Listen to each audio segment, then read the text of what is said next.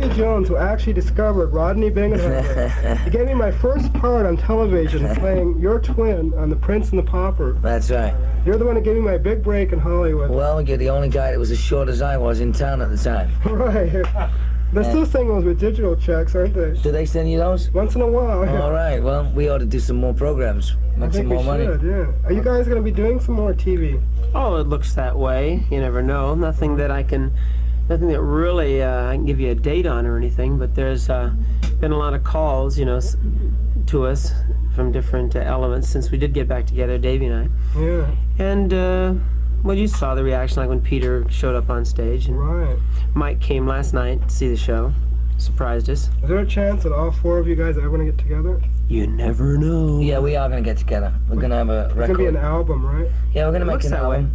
Do a TV show, possibly. I don't know about personal appearances. That's really where Mickey and I are. That's what we want to do is live appearances, but hopefully the other guys will join us and we can get back into show business. Great, that's where it belongs, really. All right. Off the streets, on the stage. Yeah, definitely. Maybe you'll come and introduce us when we open in Las Vegas. I hope so. All right. Yeah, so when you're going to Las Vegas, you can take everything there at Las Vegas, aren't you? The entire Starwood, yes. Having the entire club, that whole corner of Santa Monica. We might even take the Winchell's Donut place, too. Yeah, the whole place. The cops, we're taking 4 or 5 you're gonna take Eddie county policemen with us. Yeah. You're going to take Eddie and Gary? Eddie's a must. Eddie's a must. Taking the parking lot, we're taking all the vomit. All the vomit, yeah. Where is it? Yeah, we're taking, I think we're taking a Beacon's van truck full of Quaaludes. All right. Yeah. And we'll put them in Lake Mead and put the entire state of California to sleep. What do you think about some of this punk music that's going around in London and stuff? Well, I don't understand what it is. The Sex Pistols do, The what? I'm Not Your Stepping Stone. The what? Sex Pistols. Sex Pistols? That's a group in England. I have no idea what it is. I've only heard the term. I'm getting old. Sleeping? Oh yeah, I listen to Bach. You guys are the idols of a lot of the punk bands that are out there listening right now. Yeah, well, I'll tell you, I'm a big fan of punk rock. I like it. I like that kick-ass stuff, you know what I mean? Yeah, that's what they're doing. Good stuff. No, it's entertaining, you see. Rock and roll is getting to where it was a long time ago, where it's getting back into theater, you know, not just with people like Alice Cooper, but punk rock, really, to me, but to my way of thinking, it's Broadway rock. It's theater.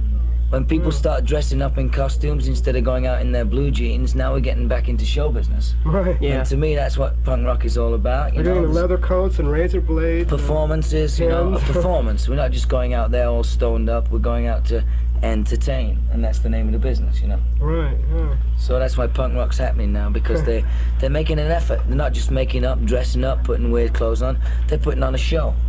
They're doing something different other than what they do in their own living rooms. Is Kiss considered punk rock?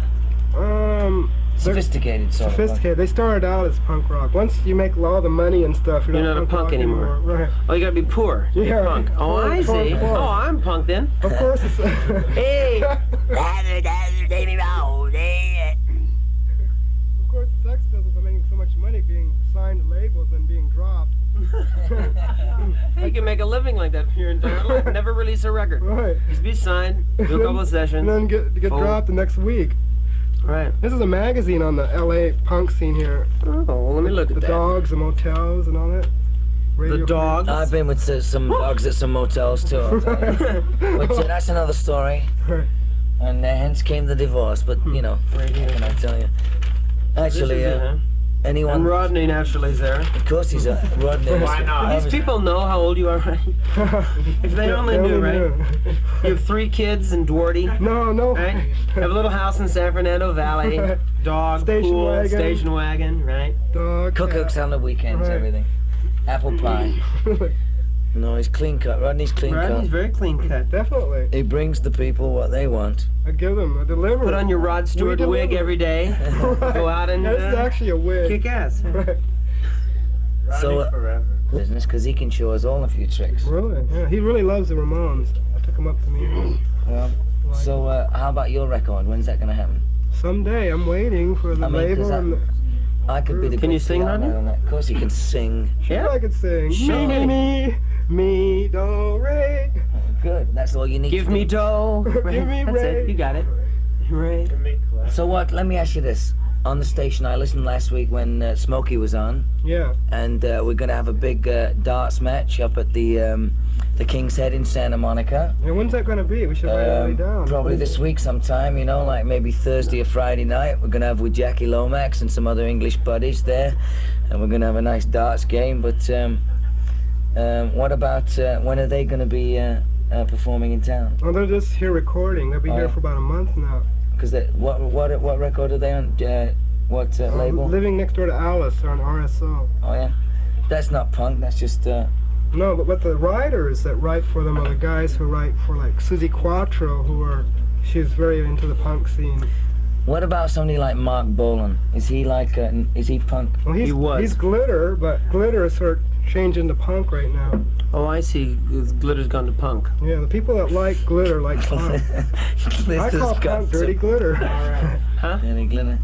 So let me ask you this: when do you play music on the show? Right after this, I'll ask you, who are some of the people that played on some of your records that are like big and famous right now? Because I know KROQ. Ed Kortzmeyer, Fred Bowanowitz, big guys, big people, about 6'7". No. But it's true though, you guys did. Yeah, no. He's very true. Country punk. Right. That's a new one. There you go, right? You could be the new country punk star. Right. There were a lot of people. Oh, I'm gonna kick ass. Black funk.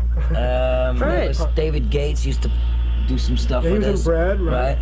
Harry Nilsson had his first hit record ever with us, Cuddly Toy. Cuddly Toy, right. We had He quit the bank, in fact. He wrote the theme song that we played earlier by MFQ. Oh yeah, what was that? Called, what's the name of it? Harry wrote it? You kidding? What's the name of it? You remember? This Could Be the Night. Oh, that's yes, a great that's a one. I love great My that song. theme song every week. Oh. Well, Harry was working at a bank in the Valley Bill here, as a Specker matter of fact. produced it. And it was in the computer section, and he was writing songs on the side, and somebody came up to him one day and said the Monkees are going to record Cuddly Toy, and he quit the bank, and he hasn't gone back yet. They try to keep trying to get him. More than Carole King, yeah. as you know, wrote Pleasant Valley Sunday, Neil and Sedaka.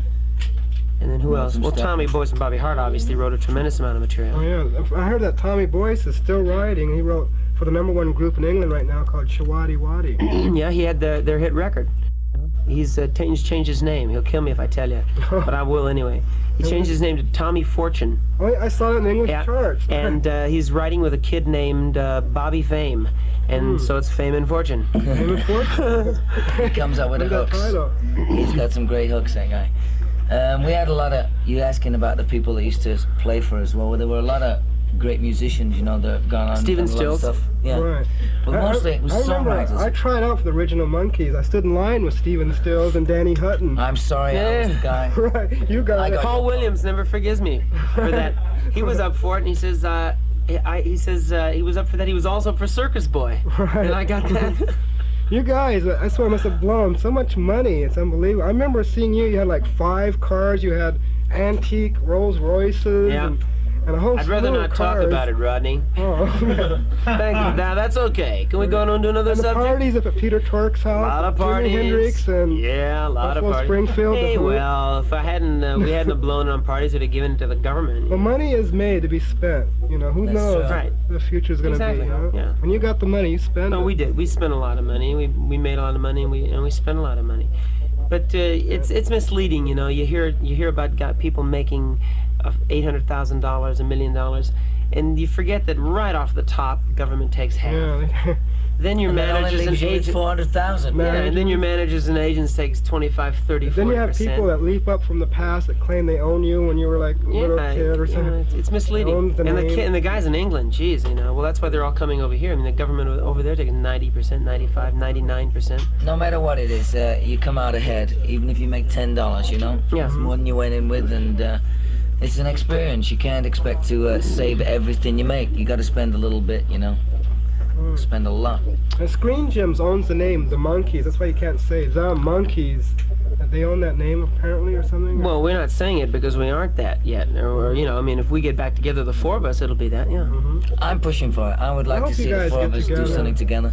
Because I know all my listeners and everyone's praying that you guys get back together because we get a lot of calls, kids asking about that. Oh, well, that's great. We get wrapped up in the old punk rock scene there. You think we can handle it? Puny rock, we'll call it. Puny. Right. Teeny weeny rock. Or something. We'll get really small, 4-year-old kids, right? Well, here, let's get back to some music. Mongie. Here's an early recording, Daydream Believer, that All right. Davey sang lead on. My voice has changed since this one. Okay. Here we go. 7A.